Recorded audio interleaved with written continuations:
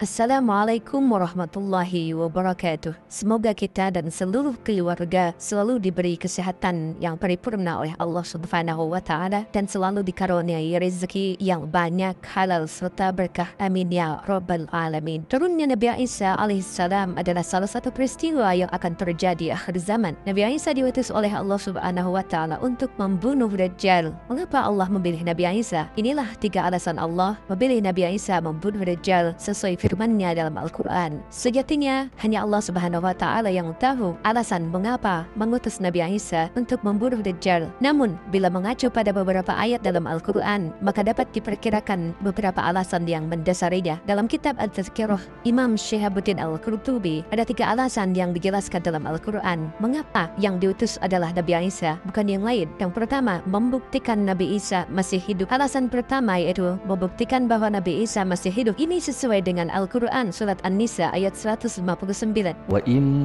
min ahlil kitabi illa layu'minanna bihi qabla mautih wa yawmal qiyamati yakunu alaihim syahida. Artinya, tidak ada seorang pun di antara ahli kitab yang tidak beriman kepadanya menjelang kematiannya, dan pada hari kiamat dia, Nabi Isa, akan menjadi saksi mereka. Al-Quran surah An-Nisa ayat 159.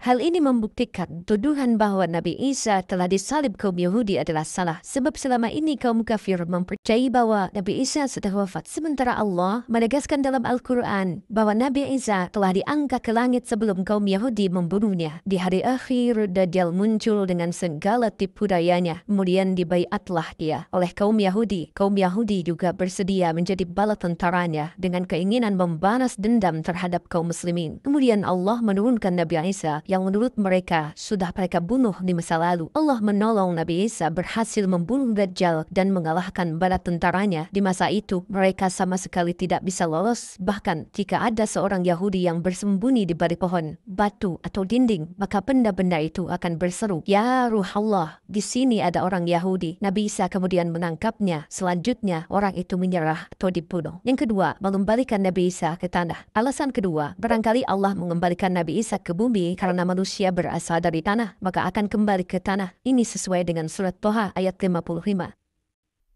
منها خلقناكم وفيها نعيدكم ومنها نخرجكم تارة أخرى.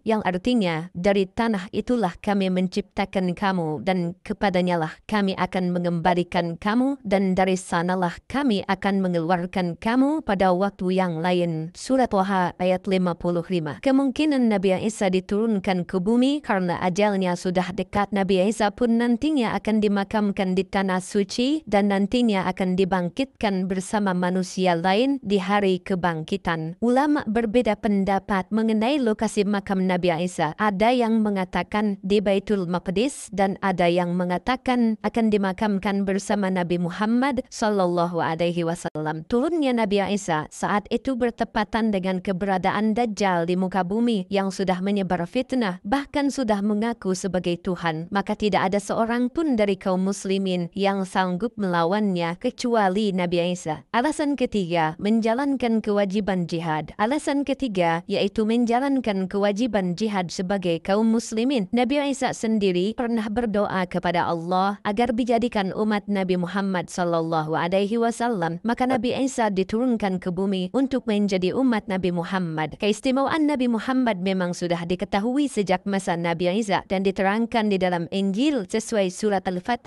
ayat 29. Muhammadur Rasulullah والذين معه أشداء على الكفار رحماء بينهم تراهم ركعا سجدا يبتغون فضلا من الله ورضوانا سيماهم في وجوههم من أثر السجود ذلك مثلهم في التوراة